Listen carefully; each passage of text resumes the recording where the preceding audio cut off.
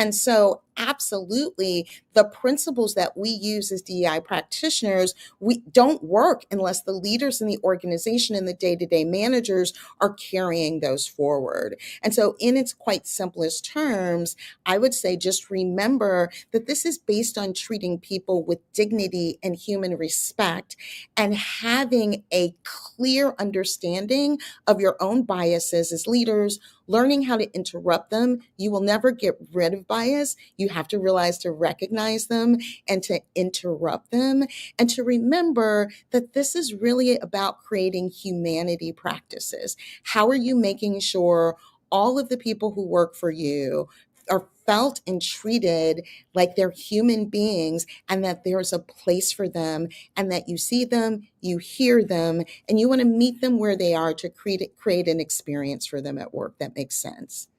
And a lot on this show, we end up talking about the innovations of technology, AI now in the HR world. And I know you have experience in the HR tech side of things as well. And you spoke about the bias when hiring. And a lot of people I speak with on here say AI tries to eliminate that.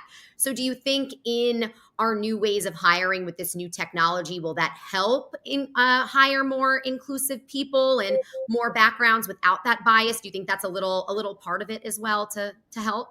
Absolutely. Like, I know that there's lots of debates, and we should be careful about AI, and we should make sure that we are using AI responsibly. And we should make sure that the tech we're using is built by people who believe in those same policies and principles. But I want to remind you that human beings are biased too. And so you have human beings that are hiring that are biased, and you're trying to teach them not to be biased. And sometimes you can't teach them at the same scale that you could correct the AI that's able to help them and identify some of those problems.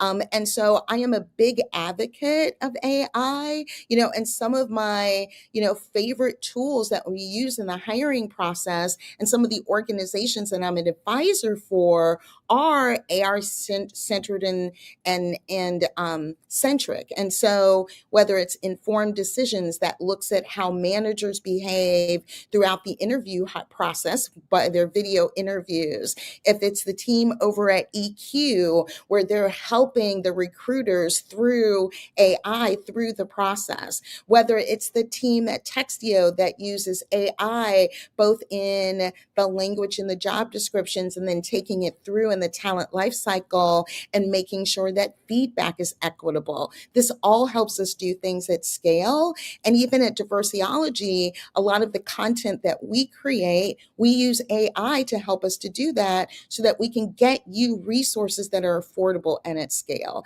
And so I think we can't move forward with this in the way that we need to without AI. We just need to make sure we are auditing and making sure it hasn't having adverse impact.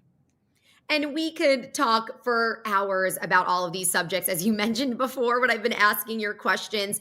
So, as we're wrapping up the conversation here, in that insider report that you sent out, are there any other items or orders that came through that specifically will be impacting employees or employers moving forward? Obviously, we focused a lot on the DEI executive order that came out, but was there anything else in there kind of generally you'd want people to know about during this HR world?